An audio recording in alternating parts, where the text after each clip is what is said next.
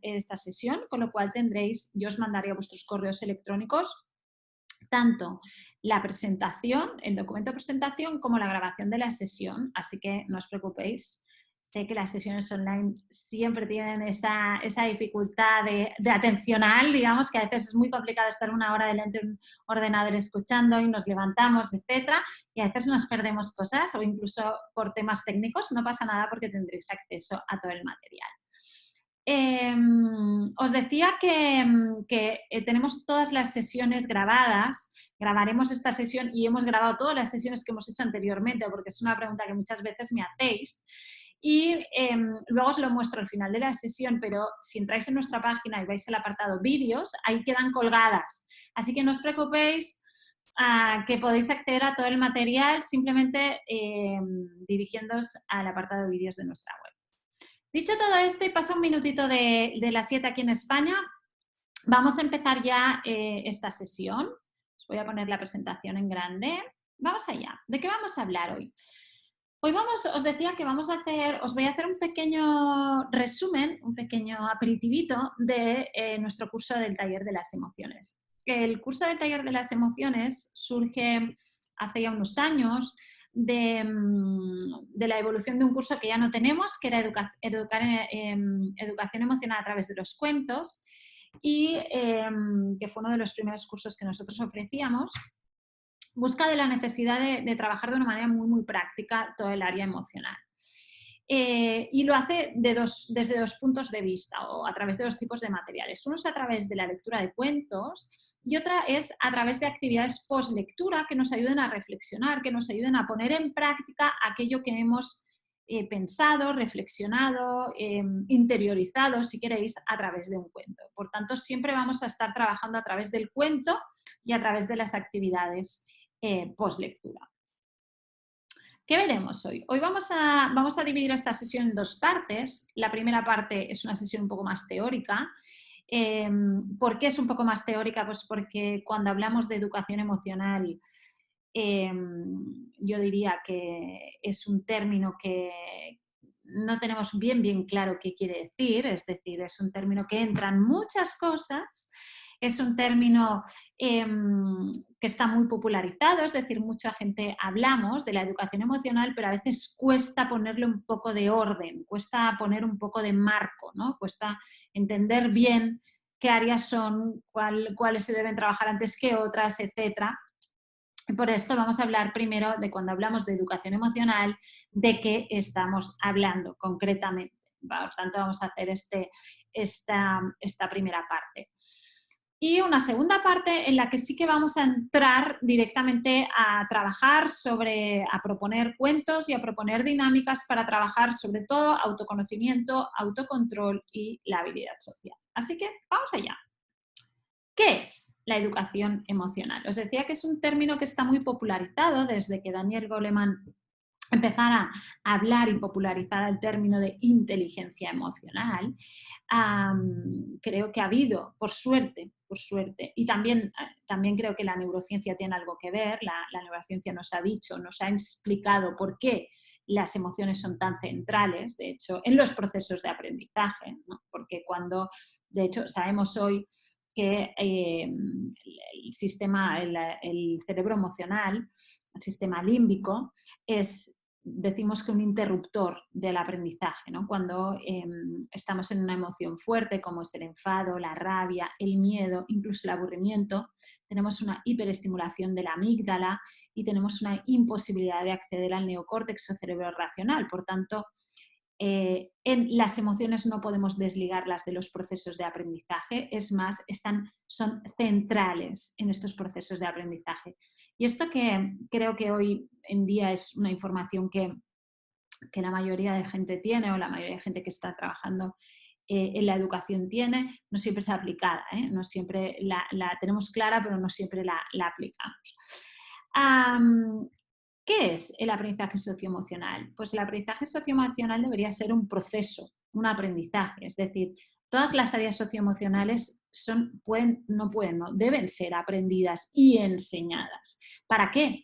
Pues para aplicar de manera efectiva, cuando nos encontremos en ello, una serie de conocimientos, una serie de actitudes, una serie de habilidades socioemocionales. Por tanto, lo interesante creo que es pensar en el aprendizaje socioemocional como un aprendizaje, como un proceso que necesita ser enseñado para llegar a desarrollarse, ¿no? No desarrollamos de manera innata una serie de habilidades, ¿no? De hecho, hay muchos adultos pues, que no tienen autocontrol, o hay muchos adultos que no tienen empatía, o hay muchos adultos que tienen imposibilidad de trabajar en equipo, etcétera, etcétera. Estos son falta de habilidades socioemocionales. Por tanto, por crecer no vamos a desarrollarlas. Necesitamos el contexto, necesitamos las experiencias, necesitamos las reflexiones para desarrollar las competencias socioemocionales.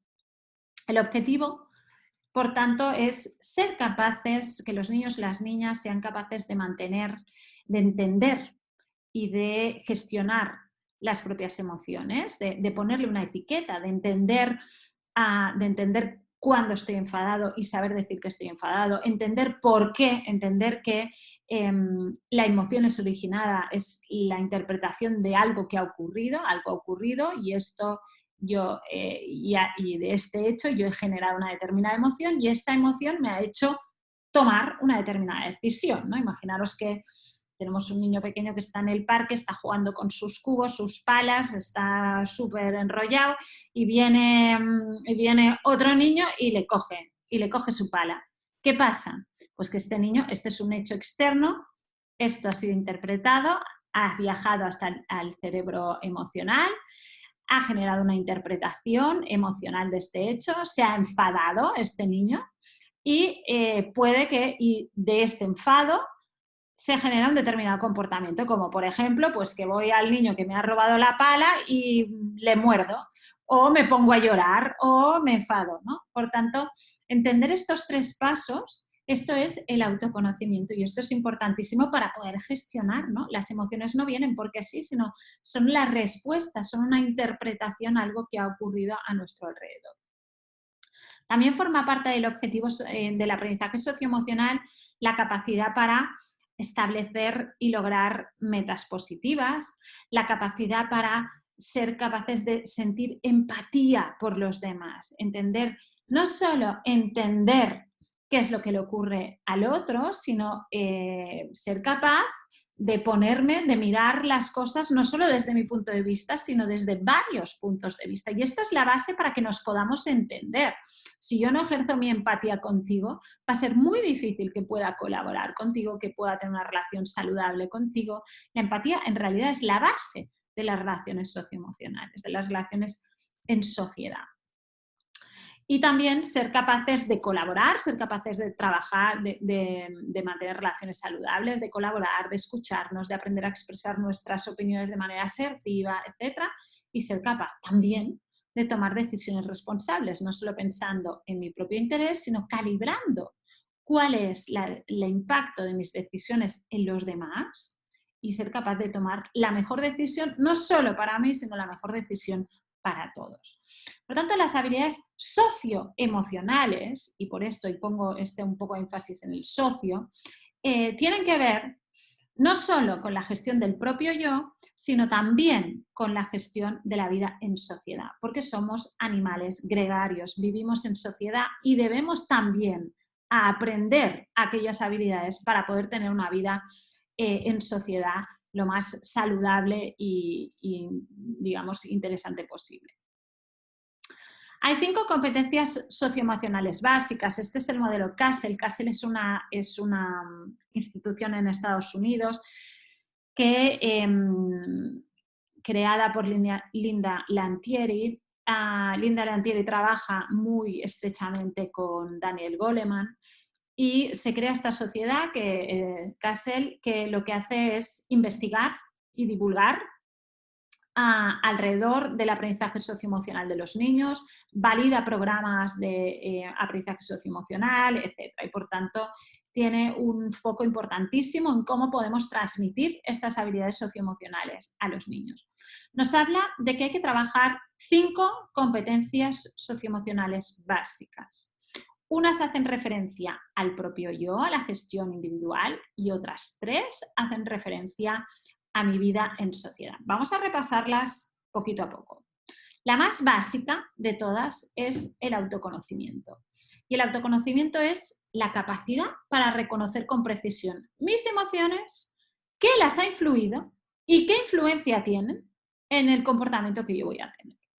Es decir, si cuando ha venido el niño me ha cogido la pala y yo me he enfadado, ¿qué hago después? Pues yo voy y le muerdo, yo voy y le pego con la otra pala, o yo voy y me pongo a llorar. Esto, tener claro estos 3 pasos, es tener un buen autoconocimiento. Las emociones no vienen porque sí, sino se generan de una interpretación sensorial de algo que ha ocurrido a mi alrededor, en el mundo. Es también autoconocimiento la capacidad para evaluar, para saber con qué fortalezas contamos, con qué limitaciones, qué es lo que nos cuesta más. Y es también autoconocimiento el trabajo sobre la autoconfianza, sobre el pensamiento positivo, sobre la capacidad para, en el fondo, de autoestima, el pensar que yo puedo superar cualquier situación en la que me enfrente. El autoconocimiento es básico, es la base de todo el resto de competencias socioemocionales básicas. Y cuando estamos trabajando con los más pequeños hay que empezar por aquí. Hay que empezar por el vocabulario emocional, por poner emociones, por aprender a expresarlas, por entender que estas emociones tienen un impacto en lo que yo hago después. ¿Cómo voy a generar un buen autocontrol si no tengo un buen autoconocimiento? ¿Cómo voy a pensar que cuando me enfado tengo que parar y tengo que hacer otras cosas en vez de pegar si yo no tengo claro por qué le he pegado? Pues simplemente ha pasado algo y no puedo controlar el impulso porque no hay este trabajo previo. Por tanto, el autoconocimiento es la base de todo el trabajo socioemocional que vendrá a continuación. En segundo lugar, el segundo peldañito y construyendo sobre estas competencias está el autocontrol. Y el autocontrol es la habilidad no para regular, esta frase la voy a cambiar, no para regular la emoción, porque las emociones no se pueden regular. Las emociones ocurren porque son una interpretación de algo que ha ocurrido a nuestro alrededor. Y las emociones no son ni buenas ni malas, son una interpretación de alrededor. Podemos enfadarnos, por supuesto que podemos enfadarnos. Y responde a algo que ha ocurrido. Podemos tener miedo, por supuesto podemos tener miedo. De hecho, el miedo nos protege muchas veces, ¿no? Lo que sí podemos aprender a controlar es cuál es el comportamiento que activamos cuando estamos en una emoción fuerte. Si cuando yo estoy enfadado voy al compañero y le muerdo, este no es un comportamiento saludable. Tengo que aprender a canalizar ese enfado hacia otras vías, ¿no? Y esto es autocontrol. El autocontrol no va de no enfadarse, va de aprender a canalizar el comportamiento derivado del enfado hacia cauces más saludables. ¿Qué incluye el autocontrol? La gestión del estrés. Por tanto, el aprender a calmarse, básico. El control del impulso, es decir, estoy muy enfadado y te querría pegar, pero voy a aprender a contener y a encauzar esta rabia hacia otros lugares. La autoestima, sigue funcionando sobre la autoestima, entender que aunque ocurran cosas que no me gusten, que no me vayan bien, esto no quiere decir que todo yo no vaya bien, ¿no? Incluye también aprender a tolerar la frustración. Incluye la capacidad de ser resilientes, por tanto, aprender a tolerar la frustración en el fondo del fondo, quiere decir aprender a no caerse, sino a levantarse de nuevo, ¿no? Todo esto es el mundo del autocontrol. Va a ser muy difícil trabajar sobre el autocontrol si yo no tengo un buen autoconocimiento y por esto, dentro de las habilidades del propio yo, esta es un poquito más difícil o necesita un poquito más de trabajo que la anterior. Pasando a las habilidades sociales, ahora sí, las que me ayudarán a vivir en sociedad, la más básica es la conciencia social. La conciencia social trabaja 2 áreas principales, la empatía y la tolerancia.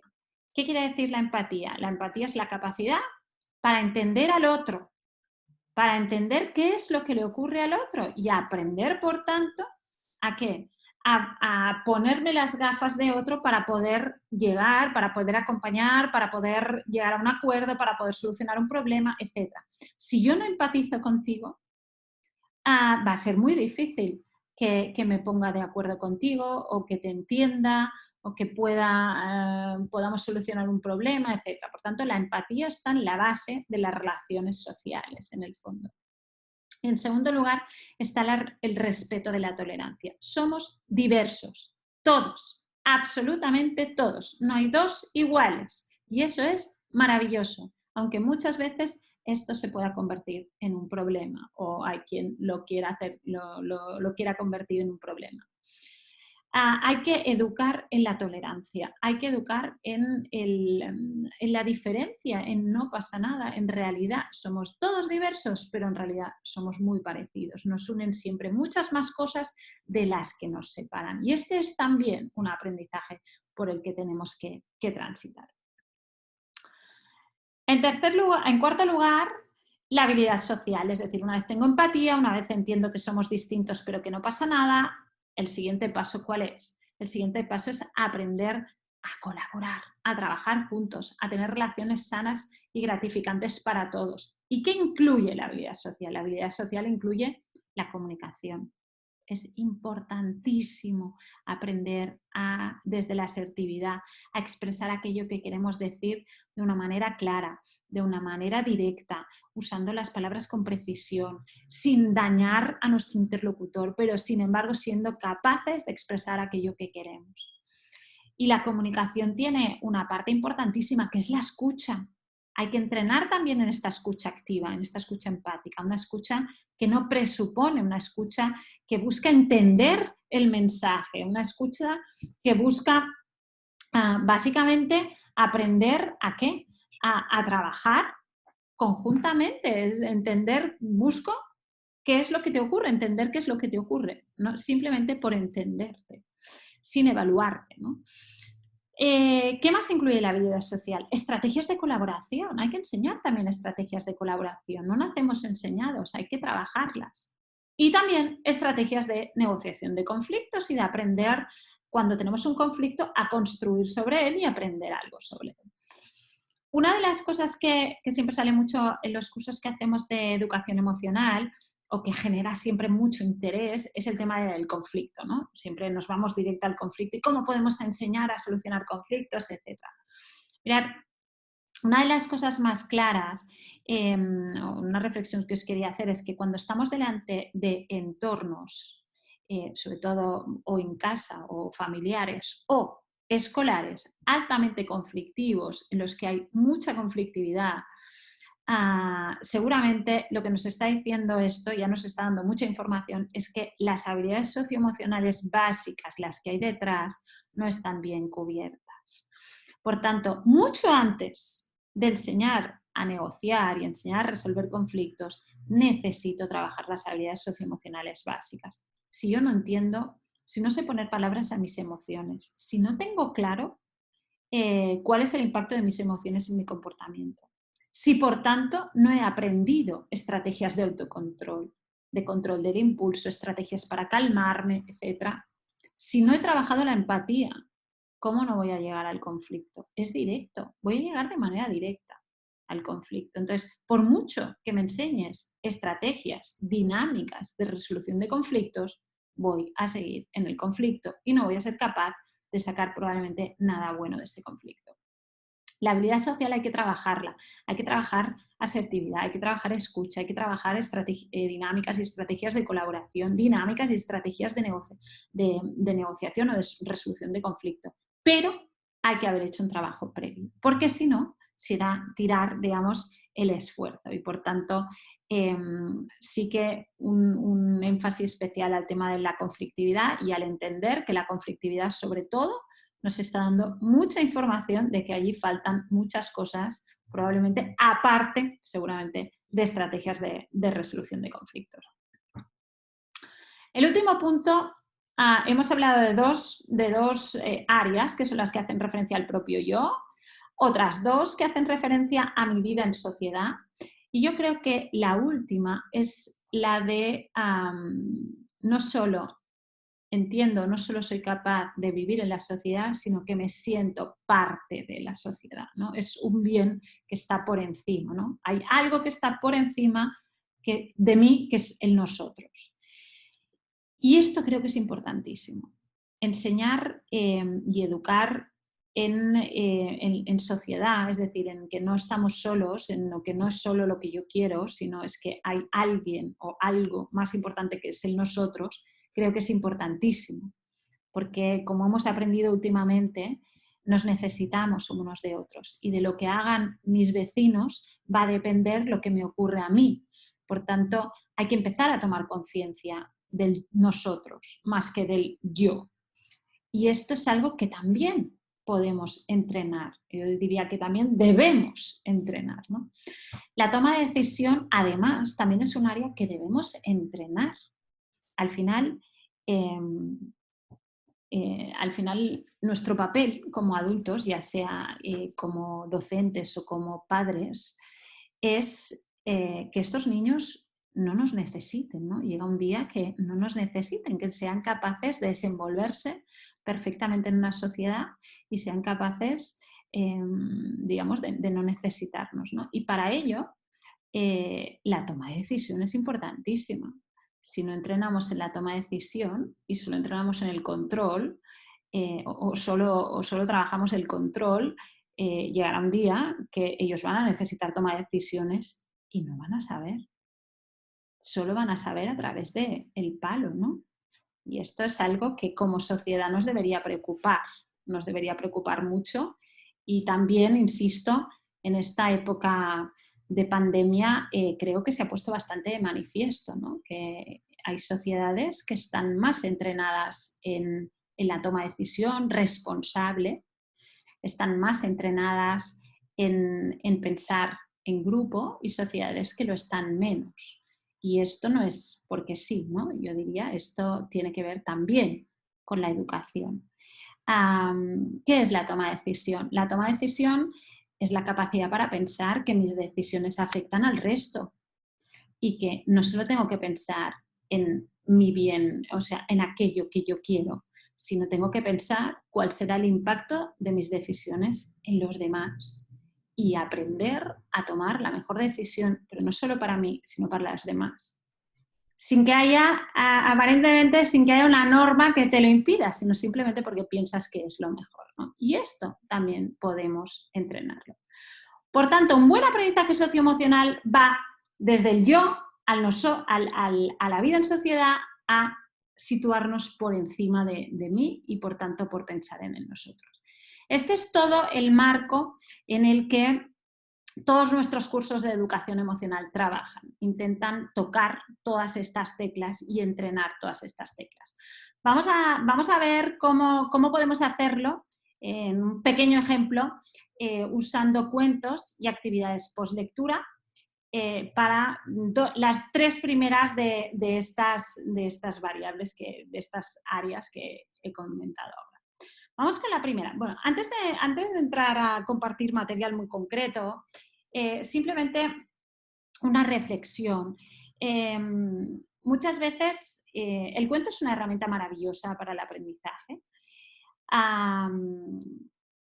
porque, por muchas razones. Primero, porque propone un contexto de aprendizaje, yo diría, de altísimo alcance, porque propone un contexto.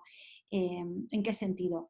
Pues cuando nosotros estamos contando un cuento es un momento de calidad, es un momento de gran atención, es un momento de conexión, es un momento afectivo y por tanto es un momento en que esa amígdala que os decía antes, ese cerebro emocional, presenta las condiciones adecuadas para que la información que yo quiero transmitir fluya hacia esta parte, hacia este cerebro racional o neocórtex donde se produce el aprendizaje. Por tanto, el cuento es una herramienta maravillosa para el aprendizaje, no solo emocional, sino en general. Pero solo por contar un cuento no tenemos por qué haber, digamos, podemos captar cosas, pero no tiene por qué haberse producido el aprendizaje, ¿no? Entonces, alrededor del cuento, yo sí me gustaría hacer una reflexión. La primera es que cuando contéis cuentos y sobre todo, si buscáis algo más que el mero, digamos, disfrutar y pasarlo bien, que también además pienso que es importantísimo y también hay que hacerlo, pero si además tenéis algún objetivo ahí detrás, pensar que necesitaremos varias lecturas, no una lectura, sino mi consejo es que estamos hablando de un mínimo de 3 o 4 lecturas. ¿Por qué? Porque en cada lectura vamos a tener un foco atencional distinto por parte de los niños y por tanto es importante pasar varias veces por el mismo material. En segundo lugar, usar el cuento usar estilos de lectura que incluyan la interacción. Los que venís por aquí y habéis hecho cursos, etcétera, ya sabéis que yo suelo hablar mucho de una metodología, es la metodología de lectura dialógica.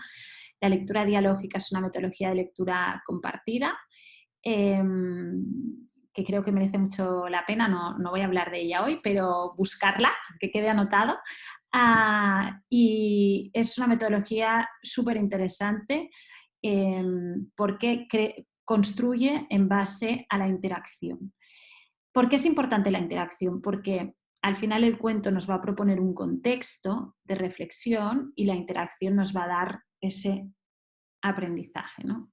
Me lo cuentan, lo veo y luego lo hablamos, ¿no? Hay un diálogo a través del cuento y ese diálogo es importantísimo, es la base de, al final el aprendizaje se basa en la conexión, ¿no? Y el cuento nos propone un contexto de conexión. Así que contarlos más de una vez e intentar ser lo más interactivos posibles, ¿no? Recordar de no contar solo el cuento de manera unidireccional, sino tratar de pivotar, tratar de reflexionar de manera conjunta. Os voy a compartir una serie de cuentos simplemente de algunas de estas áreas, voy a tratar de daros edades, etcétera, y de actividades post-lectura. ¿Qué es lo que encontráis en el curso del taller de las emociones? En el taller de las emociones sí que encontráis fichas de lectura hechas, es decir, muy detallado en cada una de las lecturas qué trabajaríamos, cómo trabajaríamos y qué actividades trabajaríamos, ¿vale? Hoy no vamos a pasar por estas distintas lecturas, pero que sepáis que es interesante hacerlo. Vamos allá. Autoconocimiento. Empezamos por la base y por tanto por aprender a ponerle palabras a estas emociones y aprender que las emociones, que aquello que ocurre a mi alrededor genera una determinada emoción y esta emoción determina en mí, o me lanza hacia un determinado comportamiento. El primero que os pongo aquí, y matizo mucho, el primero que os pongo aquí es El monstruo de colores, El monstruo de colores de Ana Llenas. Es un cuento introductorio al mundo de las emociones. Es para mí conecta mucho a nivel gráfico. Hay muchos muñecos del monstruo y la verdad es que a los más pequeñines les llama muchísimo la atención. Y es para mí un buen material para empezar a hablar de esto de las emociones, de esto de que dentro nuestro nos pasan cosas y estas cosas se llaman emociones y tienen un nombre. Es, por tanto, un material súper introductorio, yo diría 2 años y medio, 3, pero es un material que creo que encontraremos opciones para seguir trabajando posteriormente. 2 materiales que sí me parecen súper interesantes, ya no solo para introducir, sino sobre todo para trabajar, desde los 3 hasta los 5 y medio, 6, podríamos trabajar con estos cuentos, son Coco y Tula, Sentimientos de la colección Coco y Tula de Patricia Hayes y Las emociones de Nacho de Lisbeth Schlegers. Los 2 cuentos trabajan con la misma estructura. Son propuestas distintas, pero trabajan con la misma estructura. Esta estructura es la siguiente, no trabaja como un hilo narrativo, inicio, nudo y desenlace, sino que son pasajes en los que se trabajan distintas emociones. ¿Y qué es lo que observamos? Observamos aquello que me provoca la emoción, entonces se ve, pues estoy comiendo el helado y se me cae el helado, o viene un compañero y me quita el coche, ¿no? Situaciones muy, muy reconocibles para los niños. Luego me explica qué es la emoción, cuál es la emoción que se desencadena y después me hace explícito qué suelo hacer o qué a veces hago cuando estoy en esta emoción. Entonces, estos 3 pasos los hace muy explícitos y es un grandísimo material, además en situaciones que conectan mucho con la vida de los niños de estas edades y por tanto que les ayuda mucho a entender y mucho a tener muy claros estos 3 pasos, cosa que es la base del autoconocimiento y además le pone una palabra, esta emoción. Trabaja también sobre la gestualidad, no solo sobre el gesto, sino sobre todo nuestro cuerpo, ¿no? De hecho, las emociones son...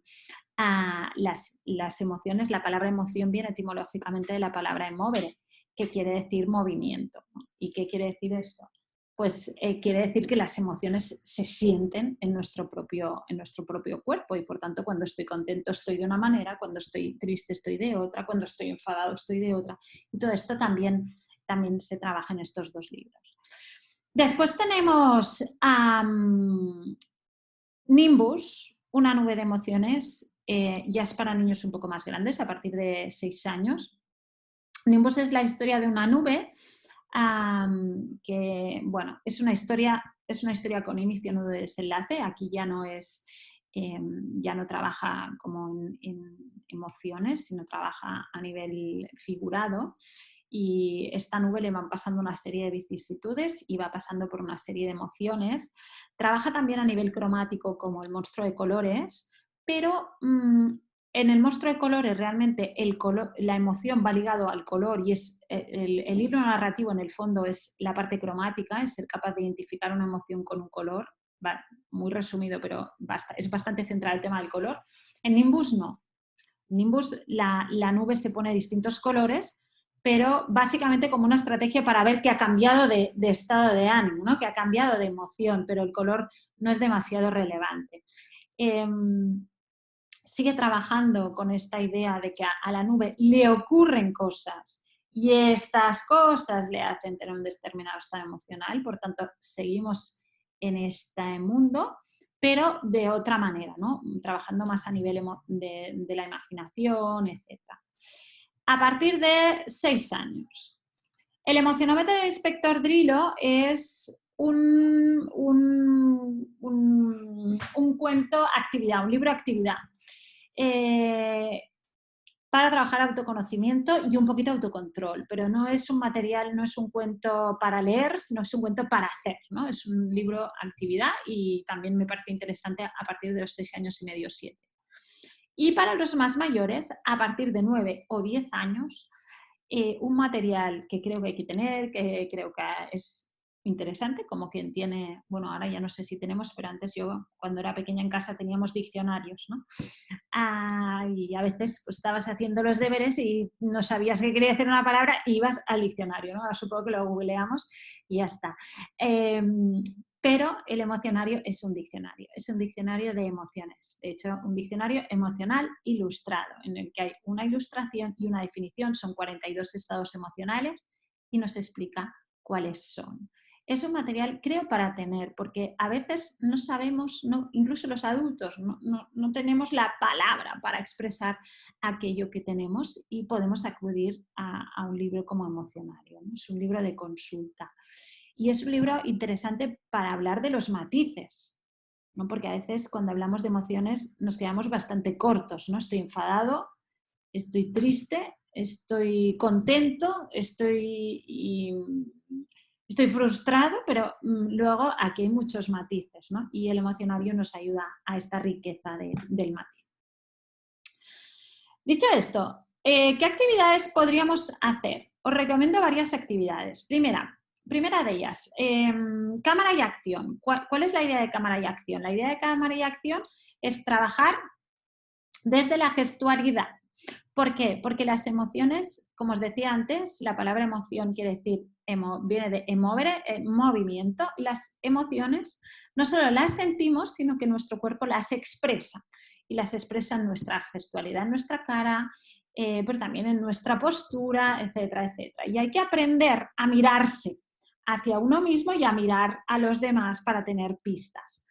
La idea es jugar como si fuéramos, como si hiciéramos una actividad de mímica, podemos hacerla jugando como si hiciéramos, le damos un estado emocional a un niño, tiene que hacer como si le hiciéramos una foto como si estuviera en un fotocall y le hacemos fotos y los demás tienen que adivinar cuál es el estado emocional que le hemos dicho. Es una actividad grupal y busca el trabajo sobre esta gestualidad, ser conscientes de que las emociones también se expresan en nuestro cuerpo. Misma manera, mismo tipo de objetivo de esta gestualidad, pero haciendo un bingo.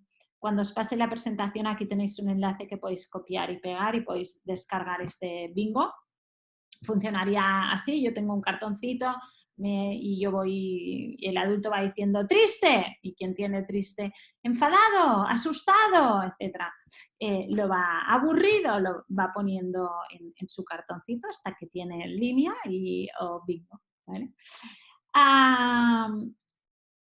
Actividad básica. Esta es una actividad básica para mí. Es una actividad que deberíamos practicar o deberíamos incorporar de manera masiva, digamos. No hace falta que lo hagáis con el monstruo de colores, para nada. De hecho, podéis hacerlo como queráis, con fotos de ellos, escrito, con fotos que encontréis, etc. ¿Qué es un emocionómetro? Un emocionómetro es un espacio que busca, 1, dar la oportunidad para que cada uno se mire dentro y 2, expresar aquello que me ocurre. Aunque no tenga palabras, aunque no me lo quieras contar, yo voy a poder expresar.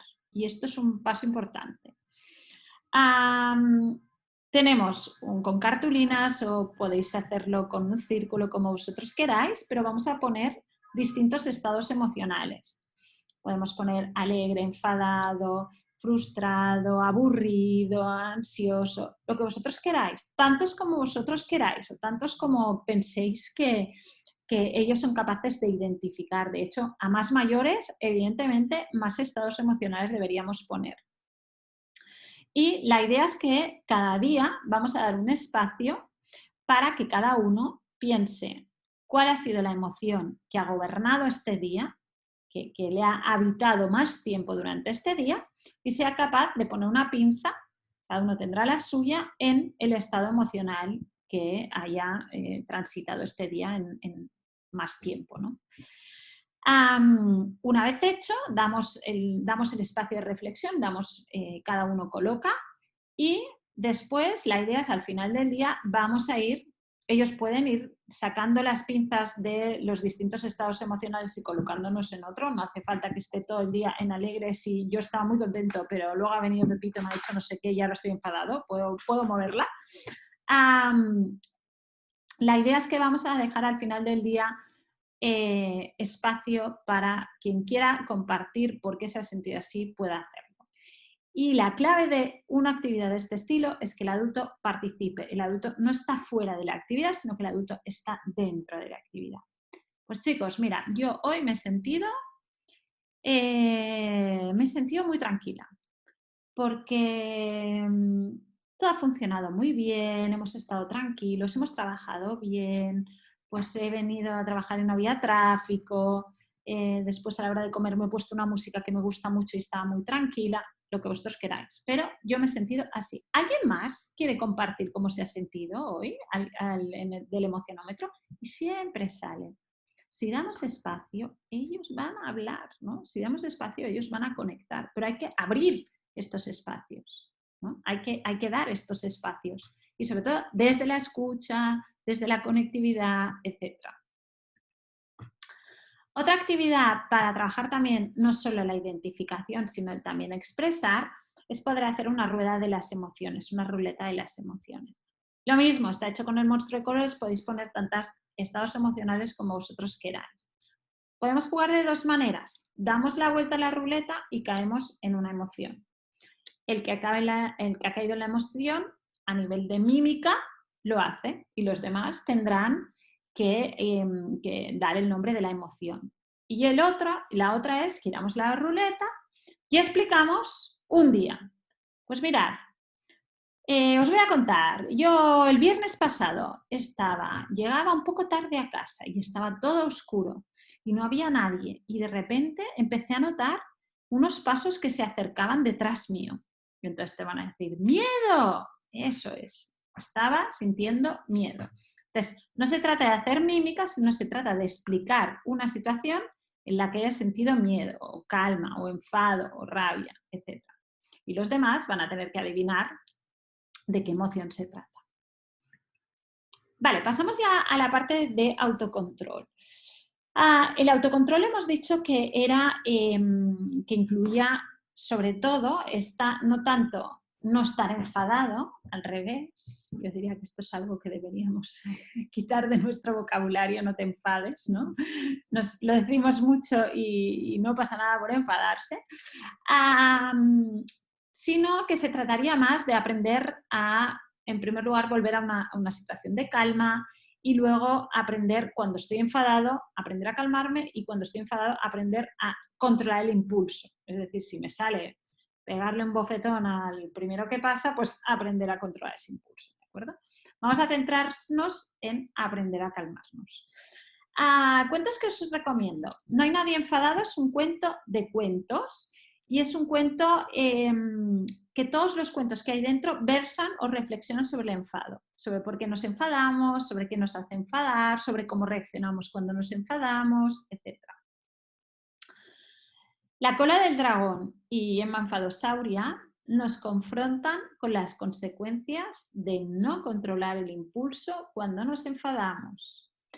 La cola del dragón, como veis aquí, cuando es este niño que cuando se enfada mucho, mucho, mucho, mucho, le sale una cola de dragón. ¿Y qué hacen los dragones? Pues lo tiran todo, lo rompen todo, lo queman todo, etc., ¿no? Y después llega un momento que esta cola desaparece, pero lo que hemos hecho se queda allí, ¿no? Y esta es un poco la reflexión para aprender a entender en un momento de tranquilidad que hay que aprender a controlar este impulso y hay que aprender a calmarse, porque cuando estamos en una emoción fuerte, quien está gobernando nuestro cerebro no es nuestro cerebro racional, sino es nuestro tronco cerebral, que es el que me empuja a la acción. El último es respira. Respira a mí me encanta este cuento, me parece, me gusta mucho. Es un cuento, no es específicamente sobre enfado, sino que va más de técnicas de respiración, aprender distintas técnicas de respiración para aprender a estar en paz, ¿no? De hecho, la respiración es una de las herramientas más potentes que tenemos para calmarnos y que creo que la usamos poco. Entonces, cuando tu niño está muy enfadado y dices, pero respira, respira profundamente, pues seguramente no te hace ni caso, ¿no? Sin embargo, creo que sí es importante entrenar en la respiración profunda, en el ser conscientes que cuando estamos muy enfadados, si nos concentramos en la respiración y aprendemos a respirar, podemos volver a un estado de calma. En Respira nos dan muchísimas ideas de estilos, de tipos de respiraciones y nos va pasando, ¿no? Nos va explicando por qué la respiración es tan importante y por qué la respiración nos conecta tanto, ¿no? Y por qué muchas veces tenemos que aprender a respirar cuando respirar parece que es algo que hacemos de manera inconsciente. Pues nos habla de la necesidad de trabajar la respiración consciente y además de una manera muy bonita y muy, muy ligada. Por tanto, es un libro que además, mientras lo vamos contando, ellos pueden ir practicando. La idea es que ellos vayan a ir practicando las distintas respiraciones que proponen. Actividades post-lectura. Esta creo que más que una actividad es... hay algunas cosas que creo que deberíamos tener como impresas o colocadas por casa o por el aula, ¿no? Creo que la técnica del semáforo es una de ellas. Hay otra, pues no la voy a contar, pero es el hoyo del aprendizaje, también creo que es básico. La técnica del semáforo, ¿qué es? La técnica del semáforo es de manera muy mnemotécnica que podemos acordarnos. Luz roja. Me estoy enfadando mucho, mucho, mucho, mucho, mucho y estoy a punto de perder el control. Me va a salir la cola del dragón. Tengo que parar. Stop. Luz roja, tengo que parar. Después, ¿qué tengo que hacer? Luz amarilla. ¿Qué hago?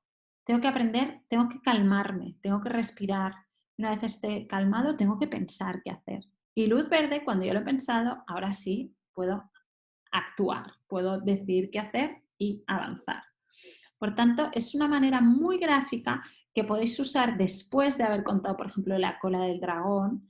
¿Y cuándo tendría que parar? ¿Cuándo tendría que pensar? ¿No? Podéis aplicarla mientras estáis contando el cuento para pensar en estos 3 pasos. Cuando la emoción me va a desbordar, tengo que parar, me tengo que retirar, tengo que calmar a través de la respiración, a través de cualquier técnica que podáis entrenar, pero tengo que aprender a calmar y tengo que pensar, pero primero calmar y después pensar y después sí, actuar. ¿Cómo podemos calmar? ¿No? Que es siempre lo que más nos preocupa de todo. Pues, por ejemplo, podemos hacer una botella de la calma. Una botella de la calma es un material básico de inspiración Montessori que es un bote de cristal o de plástico. Ponemos agua, pegamento líquido, brillantina y si tenéis algún objeto podéis ponerlo, algo que le guste mucho. No sé, le encantan las estrellas, le gustan los dinosaurios, un dinosaurio, lo que queráis. Y la brillantina más el pegamento líquido más el agua, al moverlo despacio, hace unos movimientos un poco hipnóticos, como vendrían a ser como los movimientos de un fuego, ¿no? ¿Sabéis cuando miráis un fuego que chispea, ¿no? Un poco y nos quedamos un poco como atontados mirando a veces? Pues el movimiento que hace la botella de la calma se asemeja un poco. La botella de la calma, la gracia sería hacerla conjuntamente con ellos, explicarla, entrenar, ver cómo se mueve, estar tranquilos, etcétera, y en un momento de enfado poder, oye, ¿quieres? Cogemos la botella de la calma un momento, etcétera, entrenar.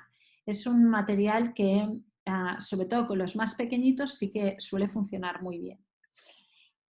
Ejercicios de respiración y de atención, es decir, de anclar nuestra atención a nuestra respiración. Mirar, ahí hay una, bueno, se han desarrollado una serie de estrategias, de técnicas contemplativas, algunas desde la parte muy física, como por ejemplo la relajación muscular progresiva, y la base que hay detrás de una técnica como puede ser la relajación muscular progresiva es la siguiente. Delante de una situación en la que nuestra amígdala se sobreestimula y por tanto quien toma el control es nuestro cerebro reptiliano, nuestro cerebro animal, aquí se desencadena todo un mecanismo que es un mecanismo que nos prepara para la acción.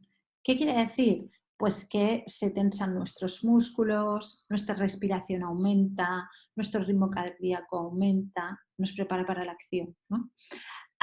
Sin embargo, cuando esta es una reacción involuntaria, no la controlamos. Sin embargo, la contraria, que sería la calma, la tenemos que entrenar. Si cuando yo estoy nervioso acelero mi respiración, cuando yo quiero calmarme, puedo a través de las respiraciones profundas aprender a calmarme.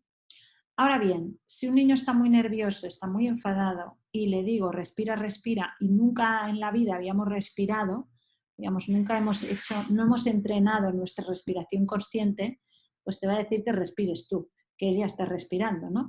Con lo cual, esto es un tema de trabajo previo, como todo. Al final, esto es un aprendizaje, como os decía al principio, ¿no? Todo esto son habilidades que aprendemos. Entonces, no es un botiquín, es un aprendizaje, pero este botiquín lo llevaremos más lleno o más vacío en función de si hemos ido a comprar, digamos, si hemos hecho el trabajo y hemos ido a aprovisionarnos digamos, de vendas, de pastillas, etcétera, o no hemos hecho el trabajo. Entonces, llevamos el botiquín, pero está vacío, ¿no? Entonces, haciendo un poco el símil. La respiración hay que trabajarla antes, no en el momento del enfado. Y luego, cuando están enfadados, podemos decir, vamos a respirar 3 veces o vamos a usar esta técnica, pero siempre y cuando lleve un aprendizaje anterior. Cuento que os recomiendo, bueno, esto no es un cuento, es un libro. Es un libro que incluye CD con meditaciones, pequeñas meditaciones incorporadas, que os recomiendo muchísimo. Tranquilos y atentos como una rana. resume todo un programa de imitación para niños desarrollado en Holanda y son pequeñas prácticas contemplativas, muchas de ellas basadas en respiración, que nos ayudan a tener herramientas para cuando las podamos necesitar, siempre y cuando las hayamos entrenado. Otras actividades de relajación, de respiración, por ejemplo, respiración del 8. Podéis hacer en una cartulina como si hicierais un 8, ¿de acuerdo? Pintado en horizontal y con el dedo en una parte inspiramos, llegamos al medio, aguantamos y en el otro lado soltamos. Este tipo de actividades que incluyan un cierto movimiento para anclar la atención y la respiración como base son actividades súper potentes para volver a la calma. Pero son actividades que tenemos que entrenar, si no, por sí mismas no van a funcionar. Vale, habilidad social. Y para terminar ya, empatía. Dos cuentos que os propongo. Si yo fuera un gato, otra vez de Ana Llenas, que es la vida vista, ¿no? Una niña como intenta ponerse en la mirada del gato y pensar cómo debe ser la vida desde el gato y por tanto está ejercitando la empatía. O Nuna sabe leer la mente, que es Nuna que se pone distintas gafas y es capaz de entender qué es lo que ocurre, leer la mente, entender qué es lo que ocurre a los demás. Por tanto, es un cuento que habla directamente sobre empatía. Actividades post-lectura, gafas de colores. Podéis fabricar gafas con distintos acetatos de distintos colores y nos las ponemos y observamos. Podéis usar también aquellos cuentos que están pensados para distintos colores, ¿no? Que tienen distintos dibujos en distintos colores y dependiendo de las gafas que te pones ves un dibujo u otro, ¿no? Y esto también es, sin gafas veo una cosa, me pongo las rojas, veo unos animales, me pongo las azules, veo otros, etc., ¿no? Una actividad que me gusta mucho se llama Observa e Imagina. La podéis jugar en casa o la podéis jugar en el aula. La idea la podéis fabricar como un tablero con hueveras, por ejemplo, y las unís, o esto está hecho con moldes de magdalenas, ¿vale? Lo que vosotros queráis. La idea es que en cada casilla, ya sea un espacio del huevo o de la magdalena, podéis poner el nombre de un niño o de un familiar. Y vamos a fabricarnos 2 dados. O vamos a fabricarnos un dado en el que podéis poner distintos estados, la cara con distintos estados emocionales o los podéis escribir. Vais a tirar el dado y este dado va a caer en una casilla, por ejemplo, Marcos y enfadado. La persona que ha tirado el dado va a tener que pensar cuándo fue la última vez que vio a Marcos enfadado y por qué. Y con esto vamos a explicar los 4 pasos de la empatía, porque para ser empático tenemos que aprender a mirar,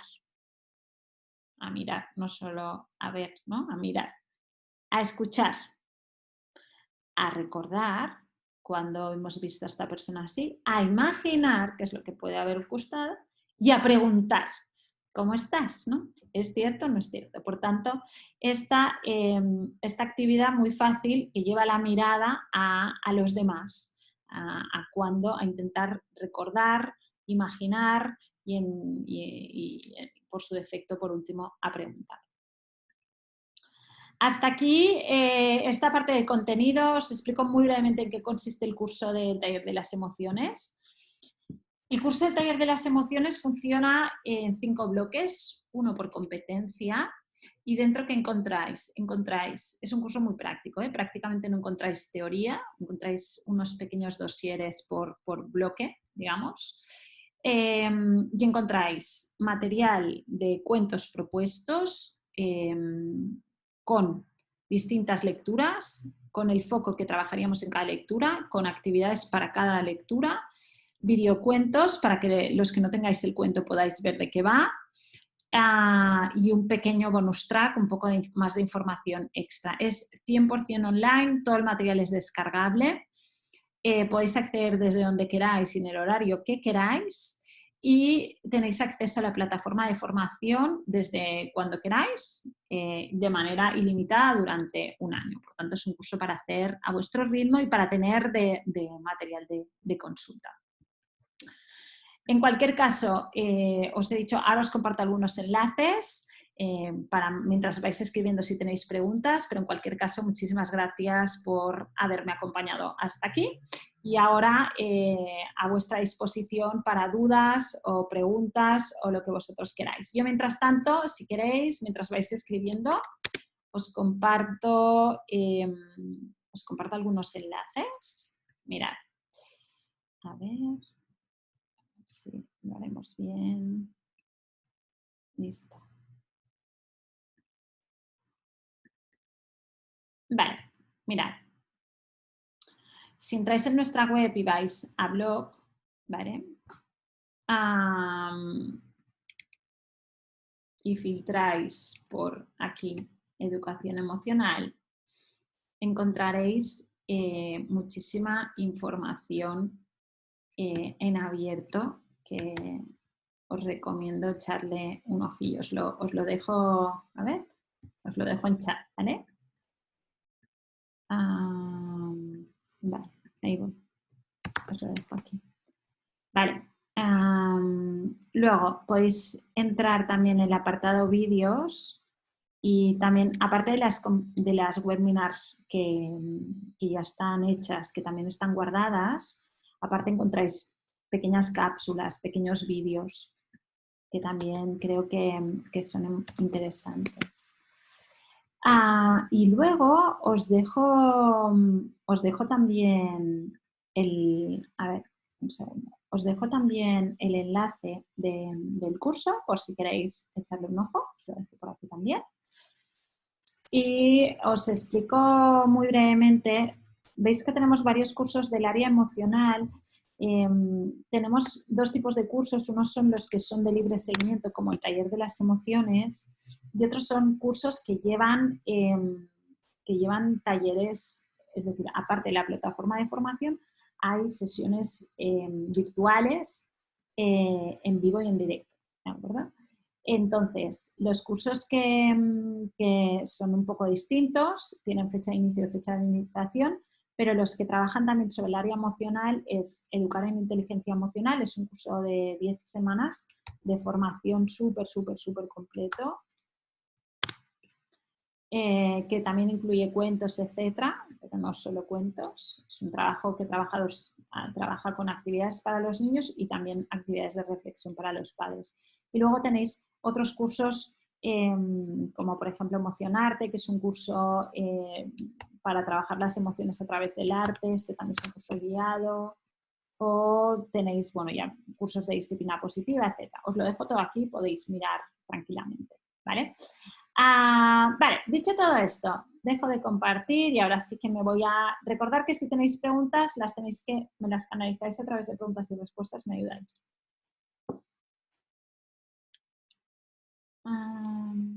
Vale, autocontrol para adolescentes.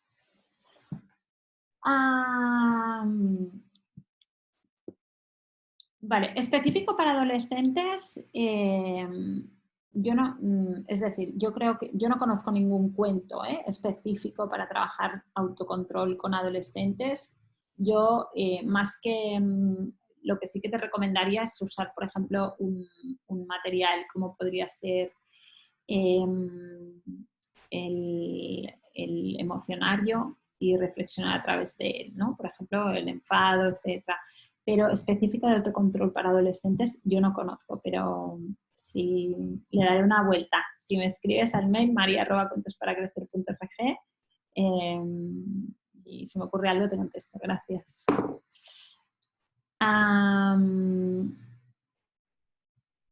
Gracias. ¿Este material podría adecuarse a niños con discapacidad de moderada a severa o solo de discapacidad leve? Bueno, estos cuentos no son específicos no son específicos para niños ni con discapacidad, es decir, son cuentos en general, ¿no? Al final creo que no hay cuentos para niños con discapacidad y cuentos para niños sin discapacidad, ¿no? Creo que allí está la labor del adulto en adaptar y en bueno, en adaptar el material, en contarlo de una manera o de otra, etcétera, ¿no? Pero estos son cuentos, son propuestas de diálogo y de reflexión. Entonces, no sé decirte, no sabría decirte un cuento específico, digamos, no creo que exista además. ¿Tenéis cursos de formación para secundaria y bachiller?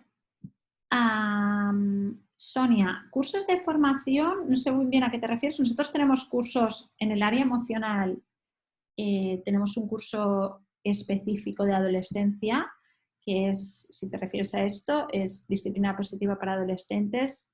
Es un curso que incluye todo el curso de disciplina positiva y además incluye un específico sobre adolescentes. El curso de Educar en Inteligencia Emocional es un curso válido para estas etapas, porque es un curso que tanto las actividades que propone como la reflexión para el adulto son válidas, por tanto también funcionaría bien. Vale, os dejo el de adolescentes. Tenemos un curso muy chulo para adolescencia, mucho, que creo que merece mucho la pena y os dejo por chat, ¿vale? Veo que me preguntáis también. Vale. Emociones en época de COVID y pérdida. Vale, os dejo info sobre este tema. Os dejo, hace un tiempo hablamos sobre justamente este tema, sobre unas pequeñas propuestas para el acompañamiento del duelo, que lamentablemente en estos tiempos pues se ha dado más. Os lo dejo por chat, ¿vale?